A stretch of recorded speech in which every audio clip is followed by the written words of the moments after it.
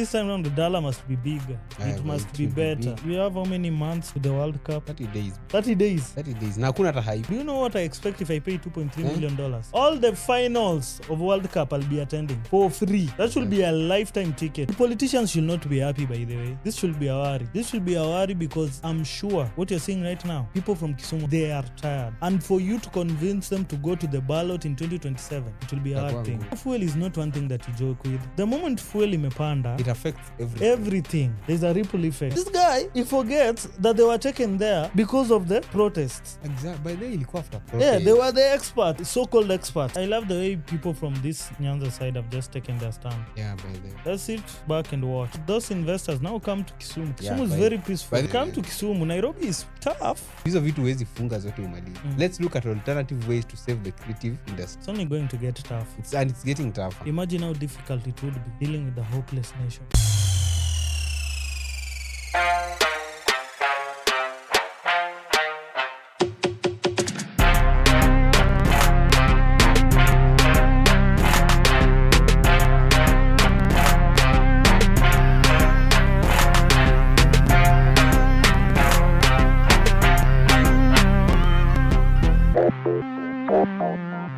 Hello world, welcome to yet another episode of the Ideal Corner podcast. This is episode 104. Wewe. 104. I'll never get tired of that intro, I'm saying, bro. Which one? The yeah, upiga, man. Oh.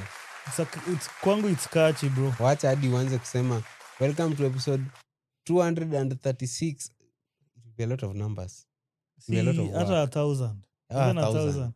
And 1,037 episode. Oh, no. Bro, 1,000 will be a lot of episodes. Hey, that will be how many years, by the way? Imagine if someone was to catch up from episode 1 till the 1,000. I don't think you can see them all. You can hey, watch them, but it's a lot of hours. It's a lot of hours, son. Utapoteza ta track hapo katikati. Hey, man, that's a lot of hours. I can only imagine. And a lot of years, actually, for us to record it. But we'll record as long as tuko kwa hii dunia. Yeah, we'll keep on recording. Pushing, yeah. We'll keep on recording. We'll keep on pushing, man. How's your week been, bro? Actually, weekend. Oh my goodness. Well, weekend. See, nowadays I'm losing track of time, to be honest. There's a time we told you that ukasema no, me I can't. Now you see, hata gym umeenda hii weekend. Man. I need to apologize to my gym people. My gym rats, I'm sorry. I couldn't make it over the weekend. I had a lot going. My Saturday was not even Saturday. It felt like a working day. And then my Sunday also was not even like a weekend. It felt so, bro, it's just crazy. It has been crazy for me, man. And I don't see it receding until tumalize dala. Yeah, but na hivi ndio kwanza. And then all of a sudden sasa ni busy till after dala. Yeah. But it's for a good cause, it's good. Man, it's all for the love of the club, man. And the love of the community and the love for Kisumu. For the love for the game. Definitely. Yeah, definitely. That's where the club comes in. Yeah. So actually weekend yangu I used my Sunday to rest.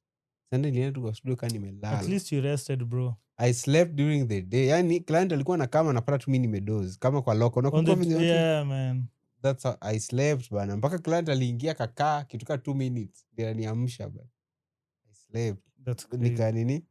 Then the day nap. Unajua hizo my evening naps kuna venye uslap vibaya sana. Unasikia tu umelala vizuri. Yeah, so ilinisaidia sana kurecover, getting into the week.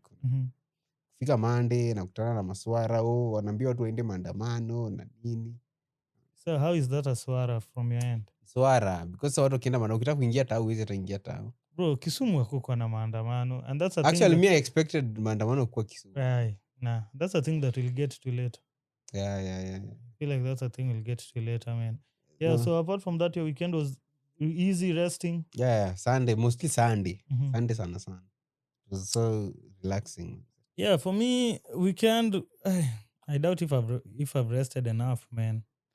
I think I'll rest after Dala. Yeah. Hey, you ni uko August too. Yeah. So I told you this time around the dollar must be bigger. It must be better. Big and better. Yeah, so we won't rest until we achieve the goal. Yeah, so weekend, first of all, we lost to Manchester City. We lost the FA Cup finals.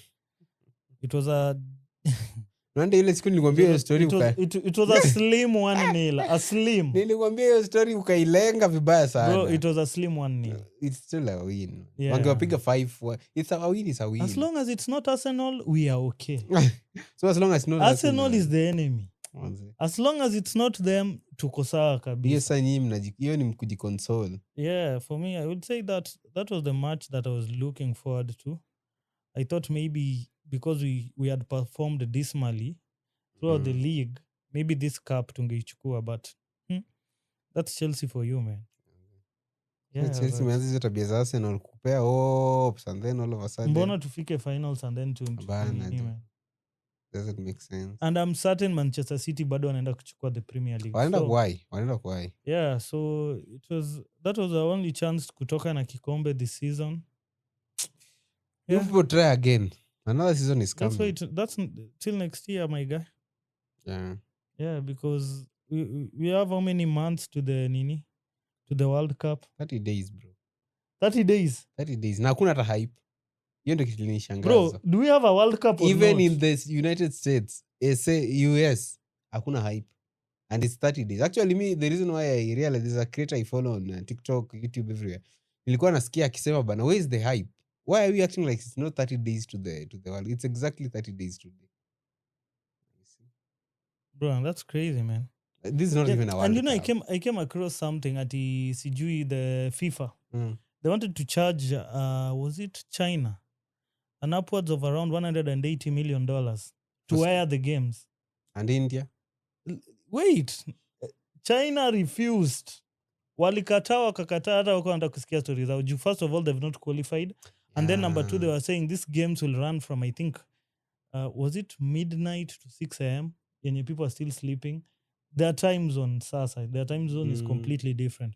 So they were saying, why will we pay that much? And people won't even watch. Yeah, we've not qualified. The times also, the time difference is also crazy. So they were like, I think they found a way. They paid, was it 80 or 50? 80 or 60? From 180 to 60. Imagine what kind of negotiation skill that is. Hiyo ilikuwa China was like, man, if you can't take this, it's not a must. We just see about the results. Yeah, it's not a must, bro. Kwani is it the end of the world? Watu hivyo by the way for just meaning hata sisi the way we see it in Kenya, we are being charged. Definitely we are paying. Hey. We are paying. Now who is paying? Like in Kenya, I don't know if our government or Communications Authority of Kenya, I'm not sure, but I know we have to pay for the rights to stream those matches. So maybe if it's KBC, you know, is needed with the government. So no wonder these people always take, like, when you watch the matches, unapata Citizen imetoka kwa KBC, sijui imetoka. Yes. But but the problem I have with KBC is not even online. But they are watu shida huko. See, they go to YouTube, bro. Kuingia to YouTube na is a problem. You just stream from YouTube. All these other media stations are doing it. Why can't you do it? All these mainstream media stations, they are doing it. Why can't KBC do it? KBC sijui ni management. Because it's very easy as kwenda to YouTube na kwenda live. Kwani KBC ukitaka kuiona lazima and I'm sure that the games are going to be streamed on KBC. Yeah, but KBC now they want to force us to have an aerial. What if I don't want to use an aerial? Hapana, KBC hakupigia hesabu. And it's not like KBC, they don't know. They know. KBC they just need to grow up.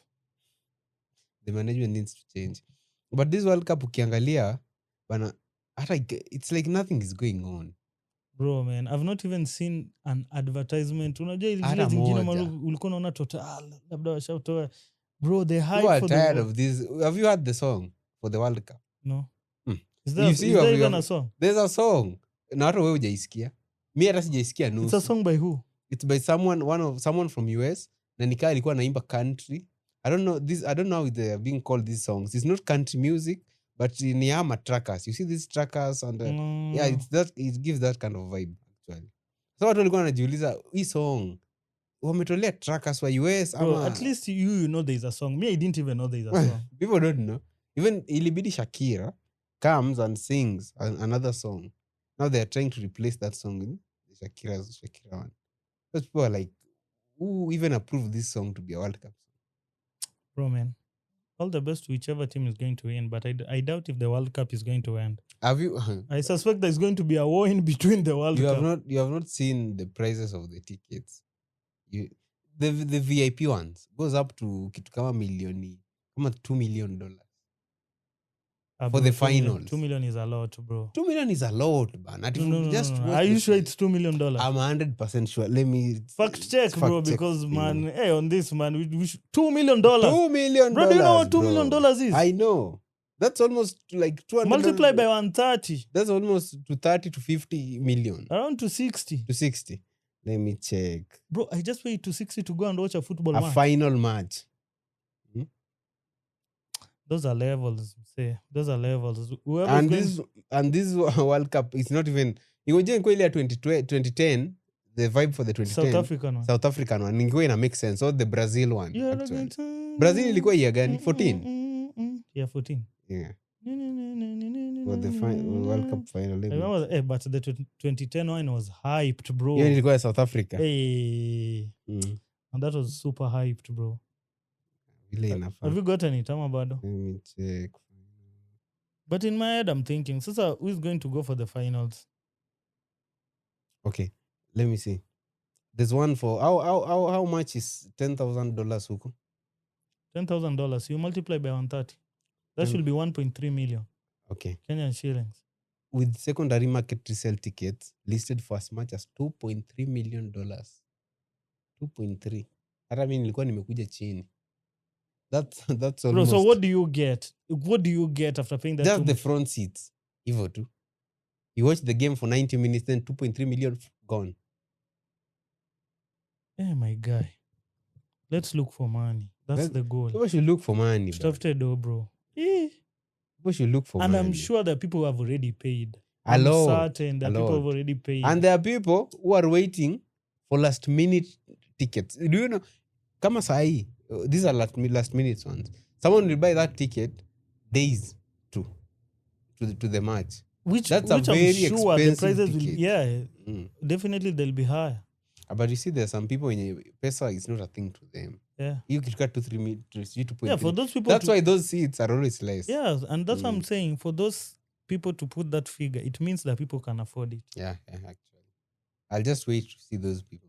But bro, get a ticket for $2.3 million. That's a golden ticket. Bro, that means if I pay do you know what I expect if I pay $2.3 million? All the finals of World Cup I'll be attending for free. Exactly. Until the world ends. That should be a lifetime ticket, bro. That's a one game ticket. One game. Not even all. That's game. What I'm saying. Those are my expectations. And still, you are the guys who are going to give me accommodation. You're the guys who are going to cater for my travel, how I get there. And I want presidential treatment and security and everything. From when I arrive. And these things. But the world, the world is being run by class. Kitu inafanyikia Gucci, what, Louis Vuitton. But all those are just brand names, bro. It's just brand. But how much do they sell their bags? A lot. A lot. Someone just sees the brand and someone, now hii ni World Cup. What's the difference between the World Cup and Chelsea versus Man U match or Arsenal versus Man City? Even the Arsenal versus Man City itakuwa more interesting. More entertaining, bro. More entertaining than even the World Cup finals. But due to class. We don't know. It won't. Hii wanasemaga dalili ya mvua ni mawingu. Hii hata the white clouds haziko. That's crazy, man. Then players hawatakuwa huko ndani. Mtu kama Neymar alishawachwa nje. The fans of Brazil. Ajamek squad. Mpaka watu walikuwa wanashindwa au unaacha je Neymar nje. That coach pia kwende. But Brazil has a lot of good players. They have, but me, I don't blame that coach. Kudos coach, man. Give time to the upcoming players to also play, bro. But what about the fans? See, you look at the fans. No, man. There are the fans who won't watch that stop game. Thinking like an old man. Now this is the problem. You're thinking like all these old people. There are fans who Neymar has already served his time. Let him live for this other generation to come and play. Why do you want Neymar to continue playing? Yet there is the younger generation, bro. But that guy holds a lot. Man. No, man. They're talents. And I'm sure there are better players than even that Neymar that you're saying. Hope so, manze. I don't hope so. I know Brazil. So. We'll see how Brazil will. Brazil never disappoints, man. Wakikutolewa mwanzo us will laugh. Brazil never disappoints. For that one, man, kudos to that coach. let's give also these young people opportunities. Unataka But wazee kuna si watawekwa tu no. sub. And I'm sure for Neymar to be left out, it means there are people who are better than him who managed to make the squad. Let's hope so. I know so. I don't hope because so. Because it's funny how you see Ronaldo can never miss on Portugal's Messi can't miss for the Argentina. No, but see, inafikanga the point they retire. Even Ronaldo after retirement. Even Ronaldo unashukwa ameretire. Actually Ronaldo atacheza. Yeah, I know. But Messi, bro, even Messi maybe I'm not sure. I've not seen the roster for Nini. Hope so, man. Yeah, so. Maybe, man. But let's give Verumi ama Neymar fan. So nikionaga akiwachwa nje kwa squad, man. Wewe kwenda huko, man. Sasa unataka msee acheze hadi na ile bakora. But that guy is still fit. That guy is still fit. Give opportunity to the young people, bro. Let's see how those young people will nini. Wakifanya Brazil tolewe mapema, it will be very sad. Wewe sasa unakas team. Acha kukas your team. Yeah, but anyway, man, a lot has happened. Kwanza let's start with the fuel prices, bro. Ilipanda na 16 bob. Was it even 16? It was more than 16, right? More than the petrol 16 point something. And diesel 40 something. Diesel 40 something. I think 42. No, just get the facts so that we know, man, because it's crazy, bro. This government, for people to go and protest, my guy, just know it's tough. After watu wamecomplain, then wanatupiga tu mara impromptu bana. And then now this thing imekuwa na ripple effect, bro. Nimeona hadi nini mongezo. Nini? The fuel, is it the fuel, the nini? Electricity cost. Electricity imeongezwa. It's gone up by 4.40 per kilowatts. Now what's that? I mean, man, this is crazy, man. I don't know what's happening. Man. You have not heard what Mbadi has said. Let me just check the thing. Bro, I don't even want to talk about that guy. That guy is just on another level. Okay, it's not even 42. Diesel has gone up by 46.29 per liter in diesel. Yeah. Petrol 16.65 per liter for petrol. When niambie sasa after watu wamecomplain for the first increment. Yeah. Alafu tena anatuongeza hii. What does this guy want? Hata kwa process leo nimeona jamaa bango fulani imeandikwa ama Ruto anakuaga mwenda wazimu.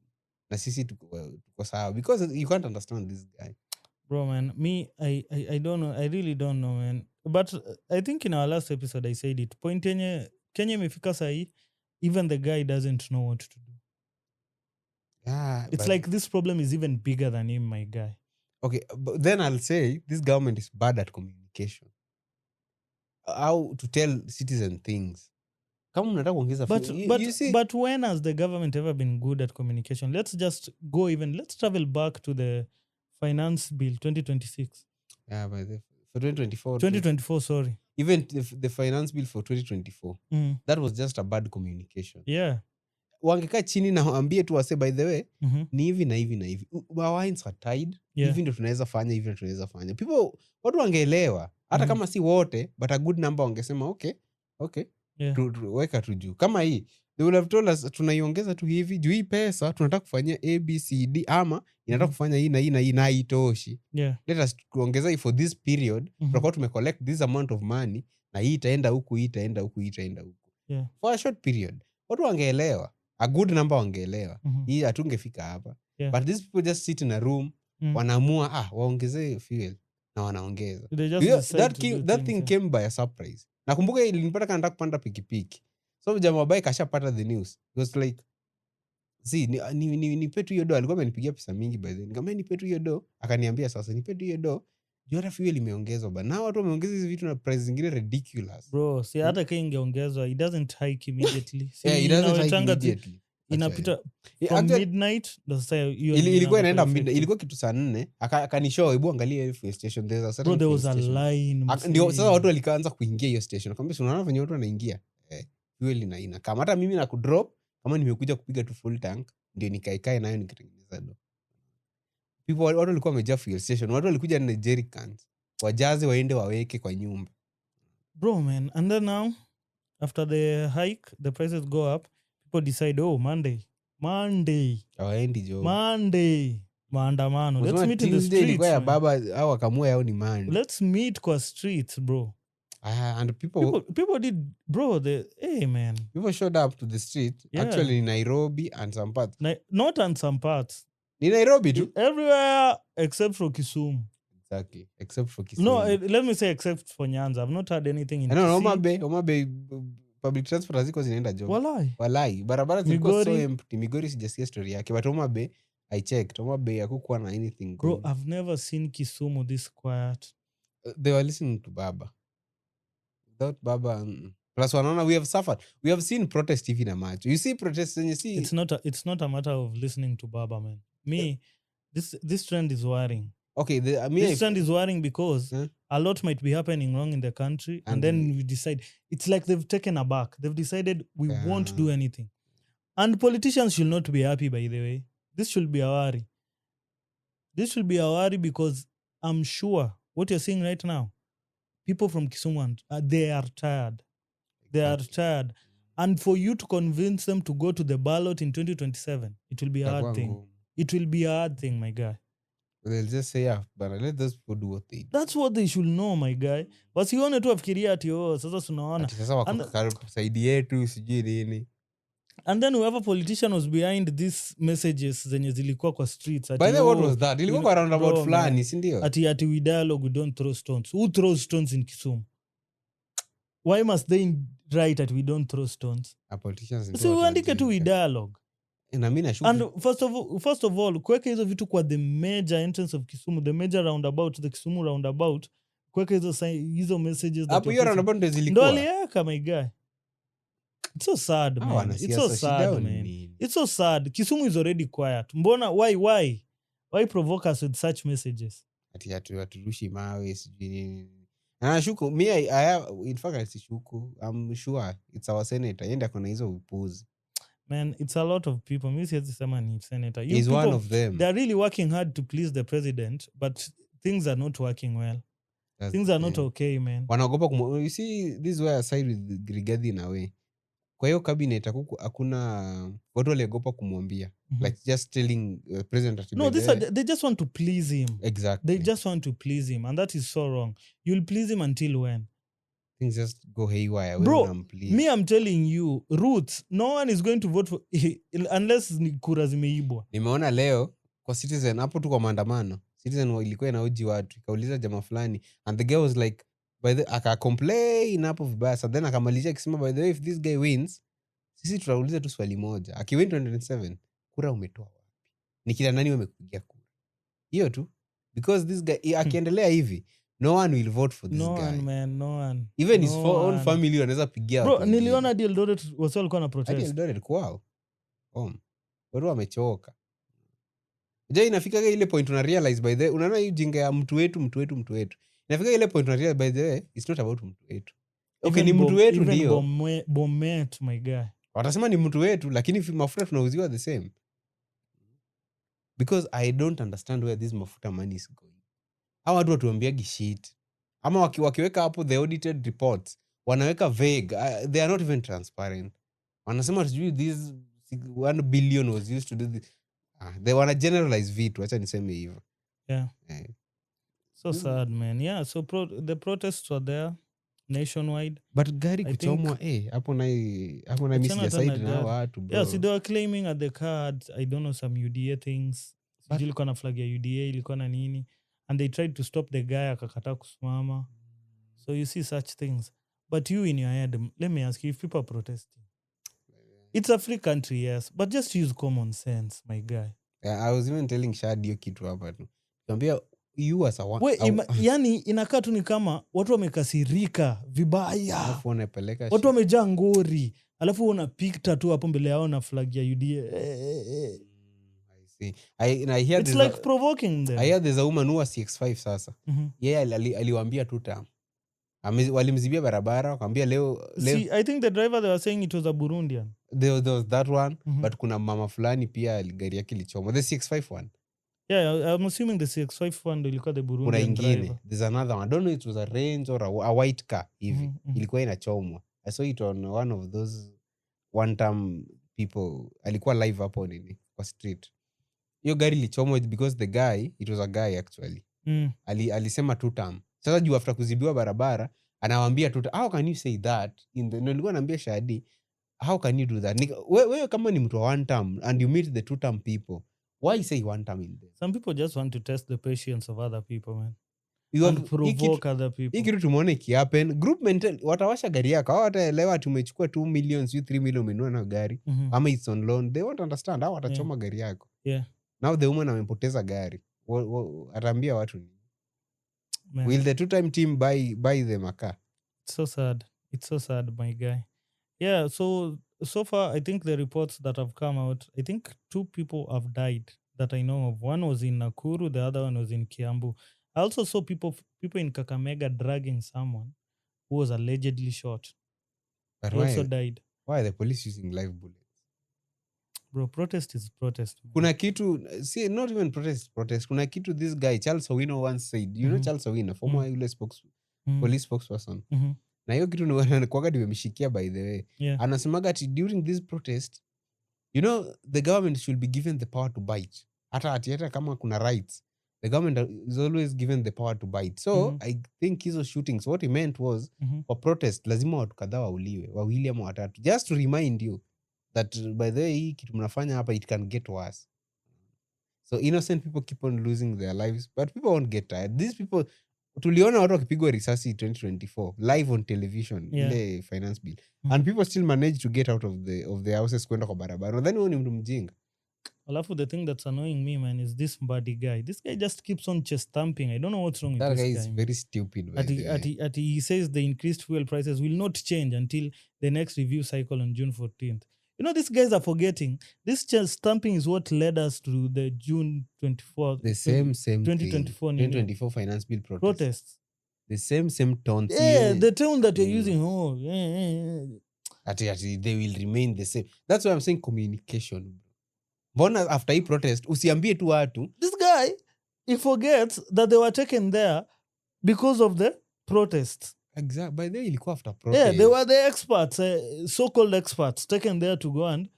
But these experts, they are just like the same guys who were there before. But they were lie. The more things change, I see now. This same guy is the same guy who goes on stage and asks, where is Baba now? Mtu ako na kiburi ingine, sijui itampeleka. Let's see. We have seen politicians. Kwani yeye ni nani? We have seen people, very, very bad people. Man, this was a bad thing, my guy. This was a shame. But mimi napenda venye watu wanasema this guy is not even a Luo. Acha enda sema hizo vitu zake. You see, anajaribu kucreate ile a tough leader. Yeah, sijui anajaribu kufanya nini. He has been the CS for finance for how many months now? Or is it years? I think it's from 2024, it's almost 2 years. What has he even done for his own people? Nothing. Can't even point. Apart from going to Harambes and dishing out money, what has he done? Our experts wote, all of them, just waulize tu to point. What have you done to help your people? Nothing. In fact, it's alleged that these people are there just to be seen. So there's the cars, the loss of life, property pia. Niliona Nakuru kuna mse alibiwa magas cylinder. And then there's a UDA office in Wote which was also touched and vandalized. Now, the Nairobi Regional Police Commander Isa Mohamud has announced that 225 people have been arrested so far in the ongoing fuel price hike protest. Why? So that's only in Nairobi. I don't know these other counties what's happening. See, I think... But we will charge them with very serious offenses. And they must face the full... Bro, we have the right to protest, man. We have the right to picket. Really? So which serious offense is this that you're scaring us with? Plus, see, I think a protest before it happened, you notify the police, which they were notified. They knew very well Monday people are protesting, bro. Then what are these serious offenses that these people are saying? I think ni tu ile chest thumping yenye ilikuwa nasema. It's in the police, politicians, everywhere. And Mbadi should also choose if he's going to be the CS treasury or the government spokesperson. By the way, he should pick one struggle. They should change. He can't be both. They should change with that Isaac because Mwaura this guy person. Is commenting on everything. Hata kitu haimuhusu. Kila kitu, bro. Yeah, ashakuja hapa. Like hapa, for example, this one we were expecting Nani to be the one to speak. Opio and I. By the way, where does Mbadi come in? By the way, Jani hit. Opio and I ndio energy, si ndio? Huyu mtu anasema nini? He's just saying, anajaribu kustay relevant. Anaona kama hii nini shamshinda. The sijui kingpin, sijui whatever he's trying to do. aona hiyo imemshinda. The guy has just turned into a blabbermouth. Let him talk. That's what he's doing, Let my him guy. talk bana. And this time they should know. First of all, inafaa iishe juu tunaelekea elections. Unajua si kama ile ya June 20, we are heading to elections. Na mkiendelea kuongelesha wasee hivi, it will get worse. Yeah, so I think was it on Sunday night? Jimmy Wanjigi, party leader for Safina Party. He was in one of the mainstream media outlets. So these were his comments. We got here because of theft. During Moi's time, out of 100 shillings, 30 shillings was going to the payment of debt. So he had 70 shillings to run the government, do development, and pay salaries. Kibaki, by the time he handed over to Uhuru, of his 1 trillion and 2 trillion of debt, 18 shillings was going to debt payment. He had 72 shillings that was actively running government operations, which is why people say Kibaki's budget was debt-free. When Uhuru handed over to Ruto, 65 shillings was going to debt payments. 65. The government started borrowing for recurrent expenditure, no more for development, and that is illegal in our laws. Now where we are this year, 92 shillings of every 100 is going to the payment of debt. Bro, we are literally dying. 92 bob. Meaning by the time this guy will be handing over, 98 bob will be going. It will be even 150. Meaning this 50 now it's debt. We will be in debt plus debt. Mayo. I know these things ndio waambiwa Kenya, by the way. Maybe now I see why politicians hawataki kuongelea about the serious things. Zinakuwa tu kwenda kwa matanga. Because Arambe, bana bro, even us Kenyans, we are easy to please. I'll invite you for an Arambe, you'll come, you'll give us 500,000 and that's it. But if you don't know such information, wewe utaona politician ako sawa. Kama una hiyo such as information tunafaa kupewa na wanasiasa. But this guy, Wanjigi, is always giving you guys these things. People just don't listen. But then they choose who to listen to. Even Maraga. Yeah. Maraga tells us the things that happen. Anawambianga vitu based on money. Ana quantify. Yeah. But who listens? Because if you hear it from that perspective, bro, utaogopa. Hata ukipewa 500, utasema tutafika. So inamaanisha ukiwa na sosa hii bro. Kwa hiyo so wewe hesabu tu 8 bob. Wewe hesabu 8 bob. Hiyo dosi yako. 8 bob. That's why ukienda nayo kwa duka hakuna kitu unaweza nunua. Yeah, so ili lose value kitambo. It's fucked up. And people don't listen. Mimi nashindwa watu watasikiza siku gani. Ama si turudi barter trade in Africa bana. Juu sasa hii. My guy, me I don't know what's happening, man. Hii point yenye tumefika.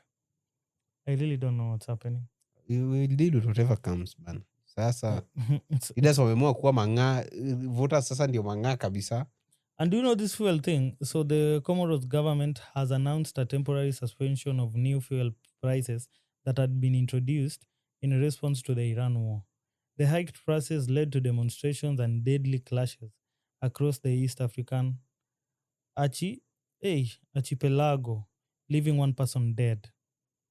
The government and President Azali Assoumani have heard the cries of the Comorian people.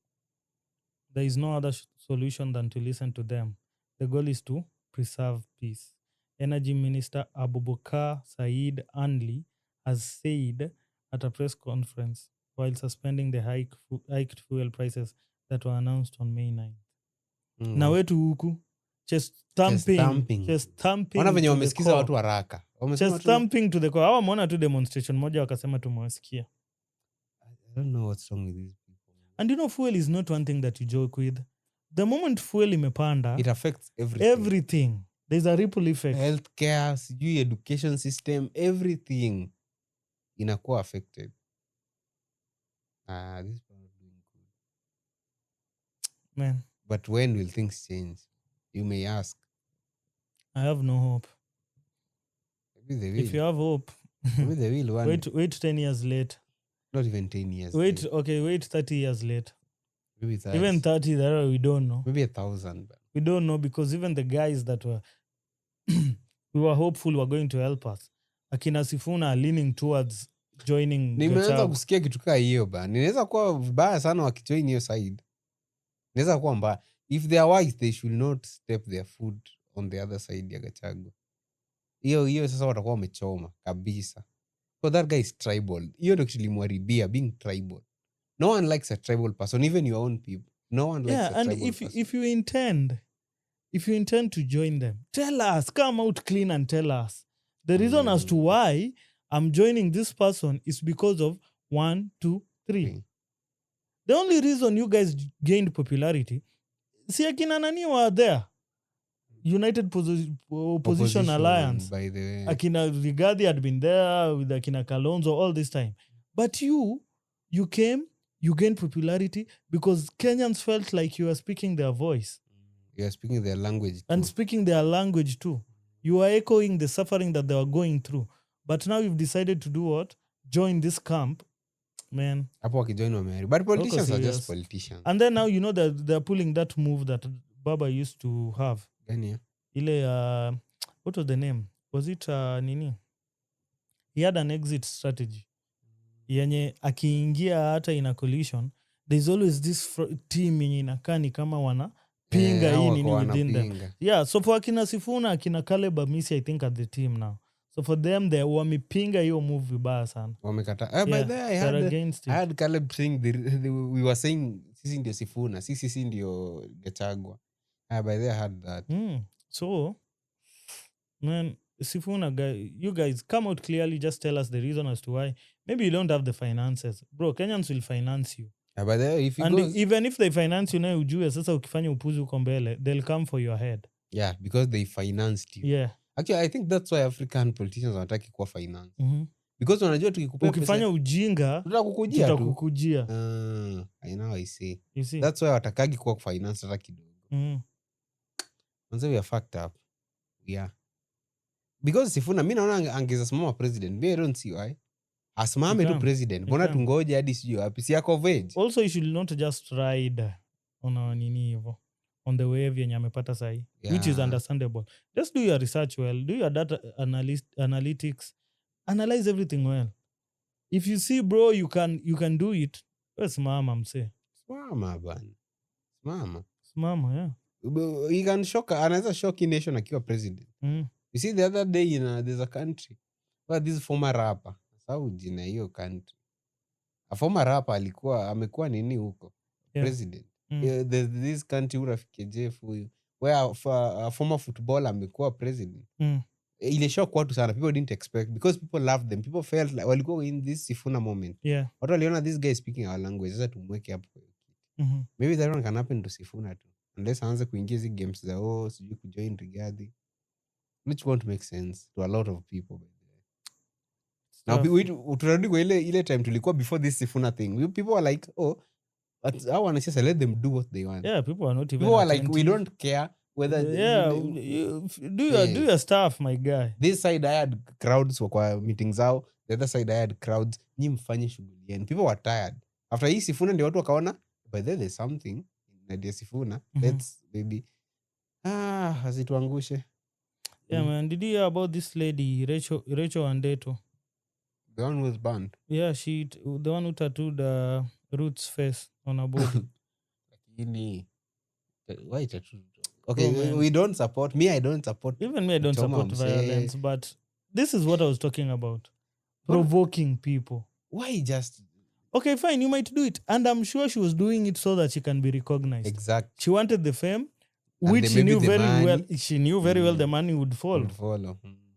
But where are you now? Which I don't think she got that much of money. That's what I'm saying. Where are you now? Where are you? Mbona tu una provoke wase? Umejua ni kama bro, we are not against. I'm against violence by all means. I'm against it. But honestly, it's like it's okay. There's free will. You just do your thing. But sasa ona, shida zingine tu na nini za kuzitafutia. Ni kama tu kuingia mahali, people have been starving for almost a month. Na uko na food. Na na expect watakukujia tu. We waiting, no, there's free will, that's your food.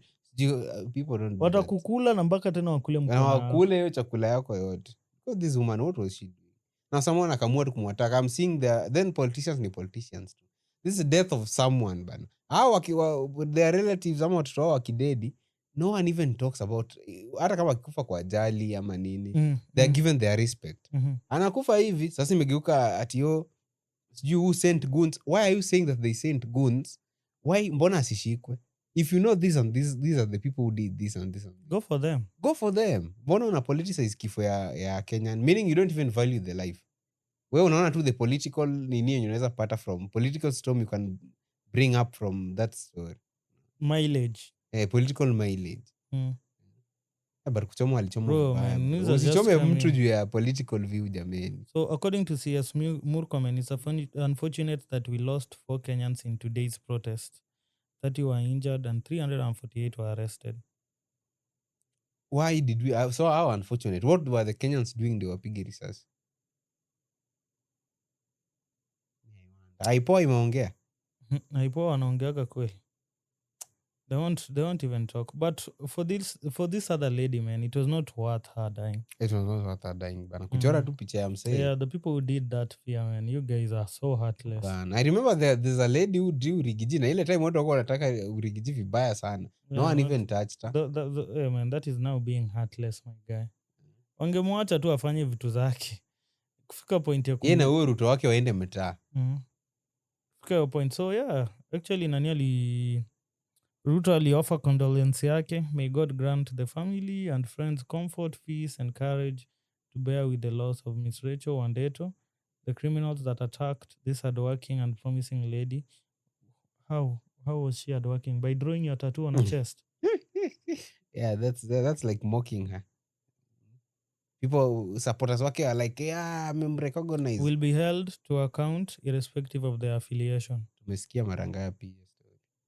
Yeah, that was Roots. And then there's also this Murko, I think. Yeah, even him, he talked about it. But it's so sad, man. It's so sad. Politics in this, in this day and era will be crazy. If you can, nataka imagine uone kitu from this. And I love the way people from this Nyanza side have just taken their stand. Yeah, by the. Let's sit back and watch. But now we have seen violence of all. And we have seen violence brings no change. True. If you really want to change, it's the way go hard or go home. Muingie state house, ubadilishe kila kitu. Kama hiyo haiwezekani, just stay back at home. We have seen violence over the years. We have seen nothing change. So sasa hivi kituambia tuende kwa barabara ndio. Me, I'm just happy that the trend is changing. It will change. Yeah, those investors now come to Kisumu. Kisumu is very peaceful. By the way, waone. If ziko and come to Kisumu. Nairobi is tough. But Nairobi is tough. Nairobi. But I want people to see this. If you can be killed or banned because umechora picha ya Ruto, bro, now imagine if kama tutaingia post-election violence. Kama tutaingia, these people will behead you for supporting Ruto. They will, definitely. So people, isn't it telltale signs? People will, watasema, after it may happen, the other watasema, but we saw the war coming. What did people do to prevent the war? What is the government doing? What did the government do to prevent such outcome? All signs are pointing to that. All signs are pointing to war. All roads are leading to that. Yeah. Because people, ona hata leo, a random person kwa TV akikuwa interview, he was a border rider. Anasema ati if Ruto wins, Ruto will tell us nani amempigia kura. Tunataka tukujua au ni akina nani. Because no one loves you. Kura umepata wapi? Okay, except for your family. But hizo kura zingine umetoa. Ndo nasema. I hope the government is doing something about this. And it's not a plan to kill more Kenyans. It will not be a plan to kill more Kenyans. What these people are planning is a plan to kill more Kenyans. How ni tutadili aje na hii area? Hii area ndio inatupinga sana. Because hata sisi area Kenya mzima, tutadili aje na hapa. That's what they are thinking. And you see these politicians how gonna do. Kukinini tu si parliament inafungwa. Au si wanaenda out of country. Out of the country. Most of them have bought houses. They've bought lot homes. Of them. Na hata kama hujanunua unaenda kwa nyumba ya best yako mwenye amenunua nyumba nje. Just stay there until the wall comes down, then unarudi. Na hiyo ndio vitu watu wengi waoni. A lot of our fellow citizens waoni. And it's like people right now are just in a rampage, mse. I don't know. Things are just happening. I don't know. Morality has lost meaning. People are being killed everywhere. People just... That's what happens when people are tired. People don't care about outcomes. They don't care about consequences. They don't care about what they are doing. Hapo ndio imefika sasa. People are like, fuck it. Let's just do it. Kaende. Nikifika hiyo point ya kaende. Bro, ikifika point yenye people are tired. And it's so sad, man. It's so sad. Youths out here, they're jobless because today we were just driving in Kisumu. Now, hey, to Kibos. So we decided, let us pita pale Kenyari. Bro, on Monday afternoon, the rate of people, the rate with which people are getting drunk at that area of Lolo, bro, it's one thing. And it's the youth. Sad, man. It's the Hakuna job, bro. Hakuna job. Si ndo vitu najiuliza. Now imagine if maandamano happens, They bro. just say, in fact, I saw a meme and it was not a meme, by the way. Hizi memes unajua watu huongea tu reality. Msana ongea tu reality. People are saying yeah. the number of jobless youths in this country during Ruto's era may grow, design, and people who have just lost hope. They don't. That is it. So wakita maandamano. That is it. People have just lost hope. So wakita maandamano, they'll just show up regardless of you shooting. In fact, they hope wapige risasi wakufe. So they will be there in full force. Wanasema, in fact, watakuwa front line. Maandamano itakuwa whether you enforce what or what. You shoot if you want to shoot. Imagine how difficult it would be dealing with the hopeless nation. But those people, you can't suppress them. Uwezi waambia wanyamaze. You can do nothing. You can just look. Na Kenya we have seen war. Hatuwezi taka kurudi huko. But hii generation yenye Ruto konayo sahi. No, the people have seen war. Most of them maybe. Some of them were young. Kwao haikuwa hit vile hit. I would say people my age ndo waliwitness hiyo. By the way, nyi mliona hiyo. Tuliona and we knew. We were of age to know what this thing meant. But people your age. But I don't. I remember too. And people your age are the ones who are unruly. You can't tell them anything. Exactly. They know. They are the all knowing. They know everything. So tell me how wakiamua kwenda kwa how will they be dealt with? How will they be handled? And these people your age, most of them, they're the ones who are unemployed. They're the ones who, bro. So sad. And me, I feel like a certain politician will take advantage of the war. They can even arm some people. Me, I see that people even already armed, my guy. Watasema basi, so wanawapiga risasi kila siku na kujeni. Let me arm you. Nyi muone venye mtafanya. Na even tunaweza ingia kwa civil war. And I don't know who will talk to people. Yeah, man. And it's the reason I'm saying, just look. Ukiangalia, most of these wanajita mbogi manjoris, there are people your age. Even in the villages. Exactly. There are people your age. There's one who was killed in the morning. Today, the day of the recording. Kisumu CBD. That's what I'm saying. People your age. And it's so sad, man. And I was being told another 2 were killed in Obunga yesterday. Kasarani, that Kasarani area. 2 of them were killed. Very young boys. And niambie politicians just pay them 500, do this, they'll do it. It's so sad. Sad state of affairs. Mi 2027 nimesema nitaenda tu nipige kura. I'll vote na nitawacha ya president. Vote these ones. That will be considered a spoil to vote. Oh, you must vote even the... Okay, sitapigia tu, nitapigia tu mtu mwingine. Utapigia number 2. Number 2. Huo ni mwenye hapo number 2 nitampigia na nini? Me to be honest, I've not yet been convinced. I don't see myself voting.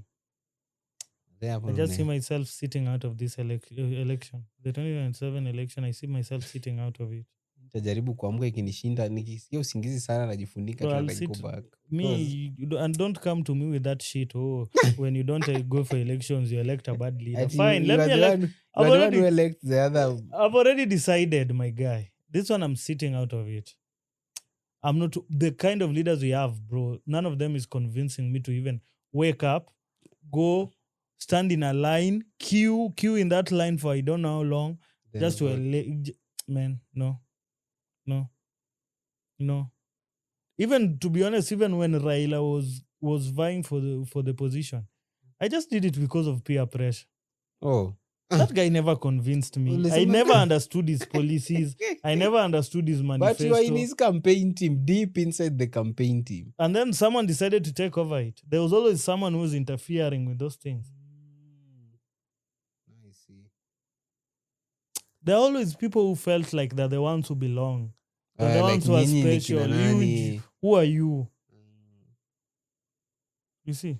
Yeah, and they messed Baba pretty bad. Let's see, man. All you can do is pray for this country. Those who pray, man. those who don't like violence ka nyumbani, hata wapigane. So if those who are praying pray, and did you see that video of nani Prophet War chasing his translator? What did the translator do now? The translator was supposed to translate. Ideally, this guy usually speaks in English, and then the translator translates in Swahili. So he was saying, Bana, hey, bro, for this one I will not forgive you. You cannot be translating these things. You cannot be getting these things wrong. Oh, there's something he got wrong. He was getting the translation wrong. So he was kind of butchering the translation. So ilifika point akasema, hey, hapana. And then I think there's a lady called Cynthia. Akaambia Cynthia, can you take over this guy? So imagine such a thing. Oh no. He's telling the guy, man, do you know the whole world is watching? You cannot be disappointing us. You cannot be embarrassing us like Kenya. But by the shida umse nini? Because by the time you reach that stage, inafaa kuwa who chooses the person who translates? Yeah. Of course unafaa kuwa ule top tier, ule mwenye top tier, bro. Una Kiswahili na English English kiingia huko inatoka huko na clear Swahili. You understand everything to the core. Then what happened? But that guy messed. Hapo na mimi sipendagi huyo. And I could see the anger in his face, man. I don't like that word guy, but hapo na I support him. The guy just the translator hapo na alichoma. What's the translation, bro? And then I'm sure a majority of his followers wanasikia Kiswahili. A majority wanasikia Swahili. Kiingereza ni wachache. A majority wanasikia Swahili. So ukishaanza kumislead hao watu, and he's very lucky anasikiza both English na Swahili, the pastor himself. What if angekuwa anasikia one of the languages? Let's say Swahili. Bro, kumaanisha mtu angekuwa na translate too wrong. Angekuwa na panic. Naendelea tu. I saw that thing. You know the importance of a translator.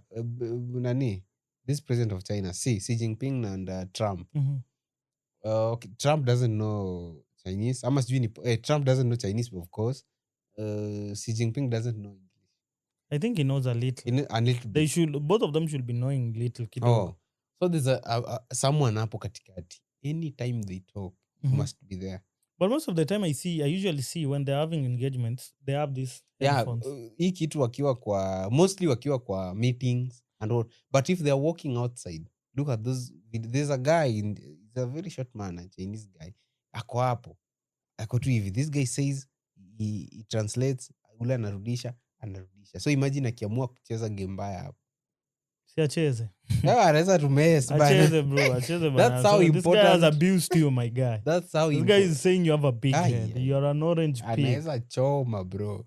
That's how a translator is so important. So ukiona uwera ikasirika, bana, people can misquote, Kenyans. Yeah. Wataanza kusema hizo ni nini worries nini to Kenyans, nini na hata kanisa waendagi, but wanakupiga tu juu wamuone hiyo makosa that little thing. Wameona hata chacha waendagi, hata waochigi hizo vitu, but juu hiyo makosa watakuja watch, waanze kukucancel, waanze kukufanya sijui aje. But it's our nini, ni kawaida yetu kwa Kenyans. Man.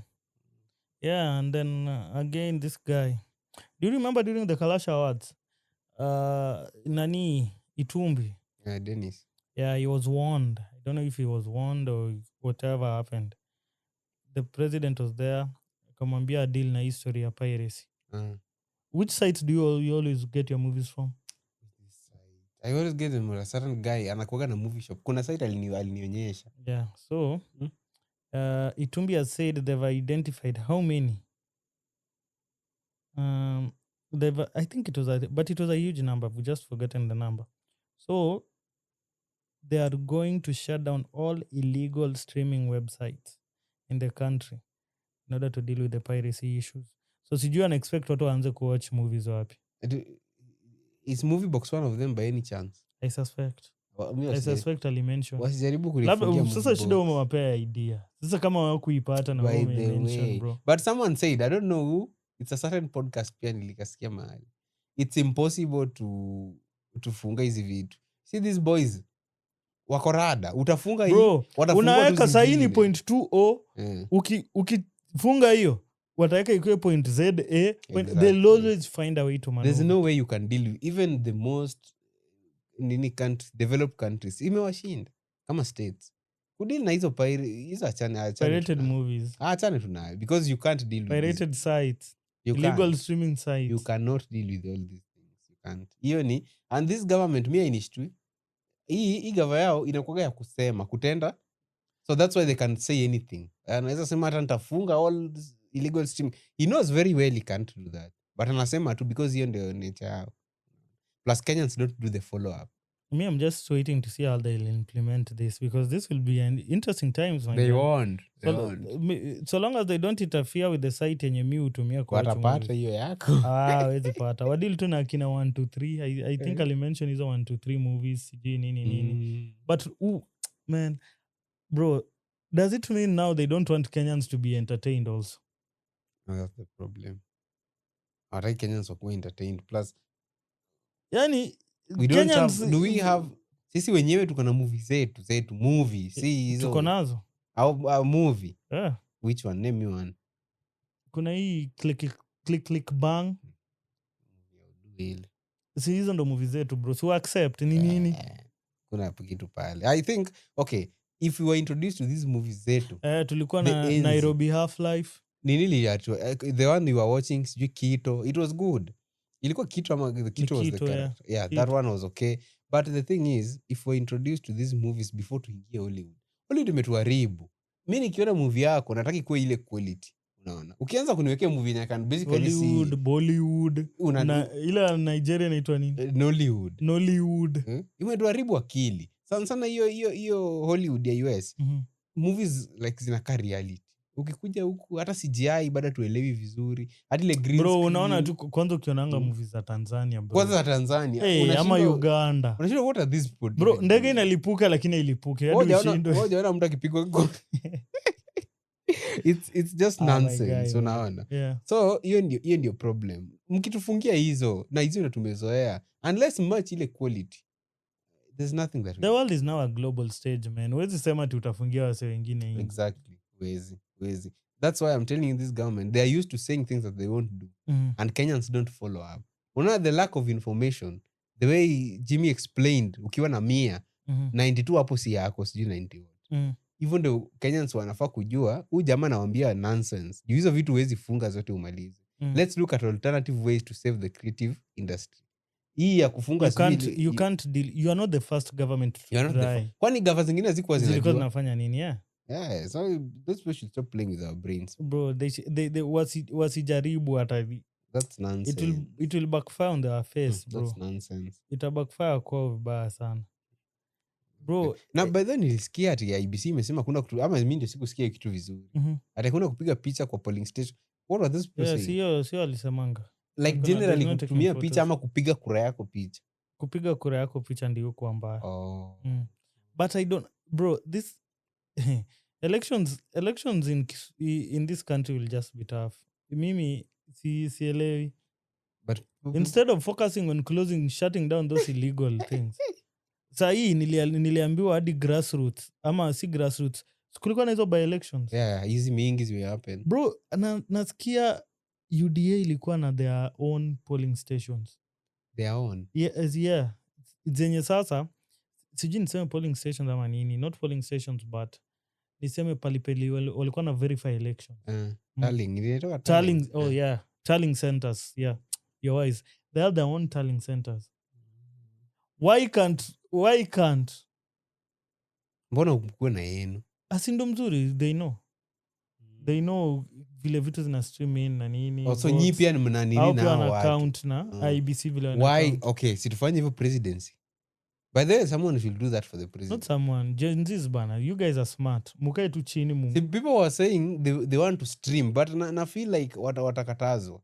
Streaming na internet inaenda ku go down. Hiyo nakwambia for free. Nakumbuka hata kulikuwa na election fulani, sijui nini ilikuwa na happen. Giza. Nakumbuka hiyo vizuri sana. Yes. Kulikuwa na darkness ingine wazimu, nikasema bas. Hii imeenda. Na nakumbuka hiyo election Raila was ahead. Hii imeenda. And then Stima ikaenda. Then kurudi wakaanza kuprepare results zingine za ufala. But people should stream hata kama ni VPN. But si kila mtu ata access hiyo VPN. Hii ndio problem. Watu wa stream. Internet will be shitted hiyo period. And in Kenya, they don't shut it down completely. Wanaiwekagi na kuwa ile yenye inakuwa noise haiwezi kusaidia. Unajaribu ina buffer bro, ina Exactly. buffer hadi unasema kwani what's happening? Unachoka hata na hizo mambo na streaming unaachana nazo. That's what these people will do. Because they know. Clearly what we know, this guy is going to steal elections. The aftermath ndio shida. Hapa hata shida si hiyo election. Shida ni tutadil aje after. Inakuwa 8th August. Inakuwa 9th, date 9th ama 10th. How will the country look like after your date? Sasa that's the main question. Because definitely this guy is going back to power. Hiyo na hizi waachia. But sasa after hiyo siku, what will happen? Juu ukikuja uangalie deep down. Unless tuamue tu tunaingia hiyo state house na tunaharibu kila kitu. There's no reason for us kwenda kwa barabara. Utaenda after 1 week, savings zimeanza unasema by the way sasa inakuwa serious. After 2 weeks, una hata do. Food inatoka wapi? Na violence na bado inaendelea. So hiyo pia kama muoni hiyo, kama mtu aingia state house, there's no reason. Mimi nilisema these elections, I'll just go to the village, relax and chill there. Chill, relax. If it will be a day of recording, nikuja ni record back to the village, relax. Nifanye tu vitu zangu huko. Yeah, if you're wise enough man, tafuta kashamba. Kama uko na kashamba kadogo, anza tu kufanya subsistence farming. Kuwa na kimahindi yako hapo, kuwa na makuku, mboga, nini. Itakusaidia sana. Itakusaidia because we are going to tough time. Man, I learned from 207 man. 207 was rough. Yeah, just thank God 207. Even getting food, my guy. Ilikuwa noma hiyo design. Kupata tu chakula. Must being a kid. All we could access was omena and nini cabbage. Hiyo nilikula omena na cabbage hadi nikachoka. Every day lunch, night. Omena, cabbage, omena hiyo. I mean, thank God ilinipata nikiwa no time. Unajua say gas bado ziko zimefika, people are using kerosene. So kerosene kupata tu hata mafuta, gari za mafuta zinapitia wapi? Ilibidi tu mnatengeneza ile meko. Ndio sasa mnapikia. Ndio mpikie by the way. Don't have an alternative. But we pray we don't get there. We just pray. If this guy loses, aende tumtain peace. Hiyo tu. Which I know hezi fanya. Hawezi because actually in African politics inakuwa huyo mwenye anabaki hapo, mwenye unawacha anafaa kuwe. Even if he was to do it, the people around him hawezi kubali. By the way. Watasema wewe sasa ukienda wewe uko na immunity. Alafu sisi no haiwezi. Plus akienda that route yenye ametolewa, the person who will be there will be an ultimate enemy. Will come for his allies. Na hawezi kubali. Yeah man, tukimalizia what will you tell our guys? As be safe. Life is tough outside here by the way. It's only going to get tough. It's getting tougher. Brace for tough times, guys. But that statement is very true. It's only get worse. Yeah, if it rains, brace for tough times. Yeah, brace for tough times. Yeah, man. Yeah, that's it. Episode 104, we are out. 104.